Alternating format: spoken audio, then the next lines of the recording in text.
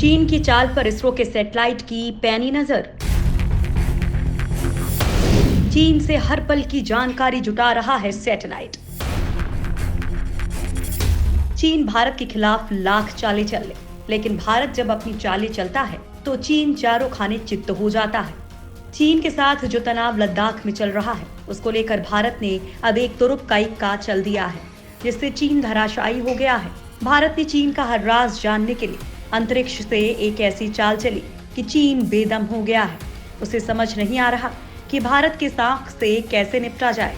दोस्तों, लंबे समय से भारत चीन सीमा पर चीन की ओर से नापाक हरकतें हो रही हैं। अब भारत ने चीन को उसी की चाल से घेरा है तो चीन एकदम बिलबिला पड़ा है और उसने अपनी सेना जुटानी शुरू कर दी है। दरअसल भारत का एक जासूसी सैटेलाइट हाल ही में चीन के कब्जे वाले तिब्बत के ऊपर से गुजरा है। इस इलाके से गुजरते समय इस सैटेलाइट के हाथ वो जानकारी लगी जिसे चीन अब तक छुपा रहा था।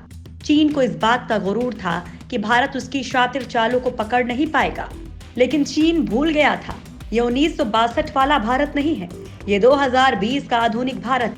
तिब्बत के ऊपर से गुजरे भारत के सैटेलाइट ने अच्छी खासी जानकारी जुटाई है। इसी के बाद से ही चीन में हड़कंप मच गया है।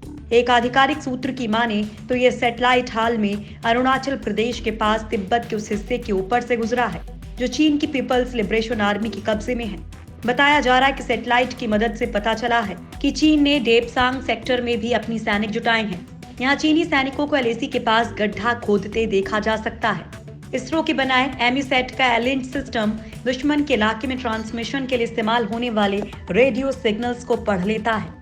लद्दाख में पेंगोंग सो के फिंगर 4 को लेकर हुई भारत चीन की बातचीत के बेनतीजा होने के एक ही दिन बाद ये सैटेलाइट गुजरने से चीन में हड़कंप मच गया। हालांकि अभी दोनों देश लद्दाख विवाद पर बातचीत करने को तैयार हैं। चीन के ऊपर से गुजरने वाले सैटेलाइट को भारत के लिए बेहद अहम माना जाता है।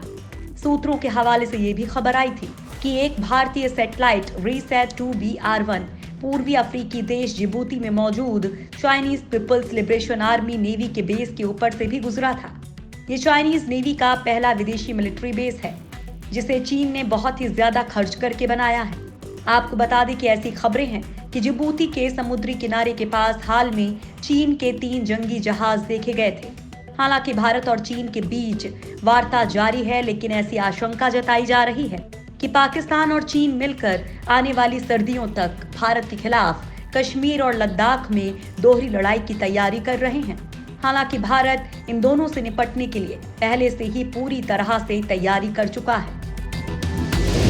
अंतरिक्ष में भारत का कान और आंख है ये सैटेलाइट। एमीसैट सुरक्षा के नजरिए से भी भारत के लिए महत्वपूर्ण है, क्योंकि इसे इसरो और डीआरडीओ ने मिलकर बनाया है। इसका खास मकसद चीन और पाकिस्तान की सीमा पर इलेक्ट्रॉनिक या किसी तरह की मानवीय गतिविधि पर नजर रखना है।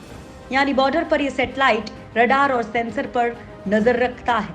न सिर्फ मानवीय बल्कि संचार से जुड़ी किसी भी तरह की गतिविधि पर नजर रखने के लिए इस सैटेलाइट का इस्तेमाल किया जा रहा है। एमीसैट यानी कि इलेक्ट्रॉनिक इंटेलिजेंस सैटेलाइट है, जिसे अंतरिक्ष में भारत की आंख और कान कहा जाता है। इस सैटेलाइट में कौटिल्य नाम का एक इलेक्ट्रॉनिक इंटेलिजेंस सिस्टम लगा है जो सैन्य जरूरतों के हिसाब से बहुत ही उत्तम गुणवत्ता वाली जानकारियां जुटाने में सक्षम है। विशेषज्ञों के मुताबिक एमीसैट इजराइल के जासूसी उपग्रह सरल पर आधारित है। ये दोनों ही सैटेलाइट SSB-2 प्रोटोकॉल को फॉलो करते हैं। ये प्रोटोकॉल भारत जैसे विशाल देश में इलेक्ट्रॉनिक निगरानी क्षमता के लिए बेहद जरूरी है। चीनी सीमा पर नजर रखने के साथ ही ये सैटेलाइट पाकिस्तान पर भी नजर रखे हुए हैं।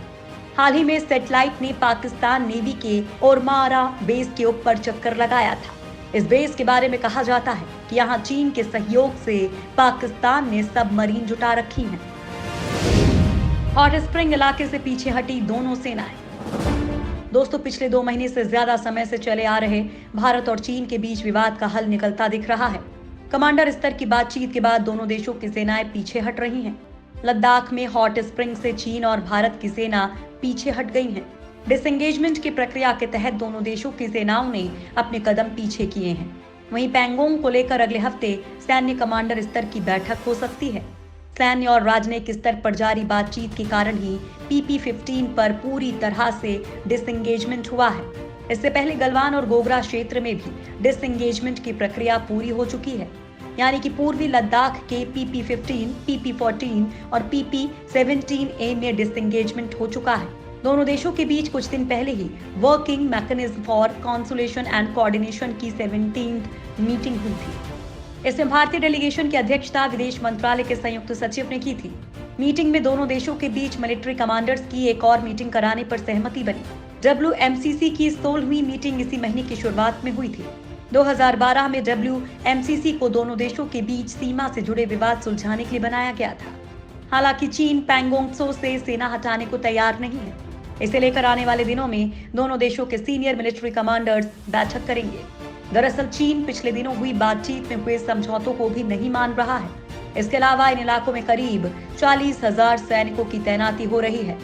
यहाँ चीन का एयर डिफेंस सिस्टम, बख्तरबंद गाड़ियां, बड़े हथियार और लंबी दूरी तक मार करने वाली तोपें मौजूद हैं। चीन ने हिमाचल सीमा के पास बना दी सड़क। दोस्तों, एक तरफ चीन बातचीत के जरिए विवाद को सुलझाने की बात करता है, तो दूसरी तरफ भारत को लद्दाख में उलझाकर चीन हिमाचल प्रदेश से लगने वाली सीमा पर निर्माण कर रहा है। हिमाचल प्रदेश के किन्नौर जिले का कुन्नू चारंग भारत का सीमा पर मौजूद आखिरी गांव है। कुन्नू चारंग के ग्रामीणों ने चीनी क्षेत्र में रेकी करने के बाद ये दावा किया है कि पिछले 2 महीने में चीन ने सीमा के करीब 20 किलोमीटर लंबी सड़क का निर्माण कर लिया है। मोरंग घाटी क्षेत्र के आखिरी गांव कुन्नू चारंग के ग्रामीणों का दावा है कि चीन रात के अंधेरे में तेजी से खेमकुल्ला पास की ओर सड़क का निर्माण कर रहा है। चीन की तरफ से रात के समय ड्रोन भी आ रहे हैं। लोगों ने चीन की तरफ कराए जा रहे सड़क निर्माण के नो मैंस लैंड में होने की आशंका जताई है।